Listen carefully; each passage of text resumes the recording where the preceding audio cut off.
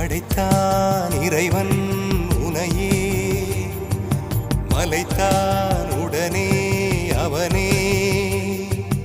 அழகை படைக்கும் திறமை முழுக்க உன்னுடன் சார்ந்தது, என் விழி சேர்ந்தது. விடிய விடிய மடியில் கிடக்கும் பொன்வினை உன்மேனி மீட்டட்டும் என் மேனி. இறைவினில் வந்து கலந்திடு, வீரல் பட மெல்ல காணிந்திடு.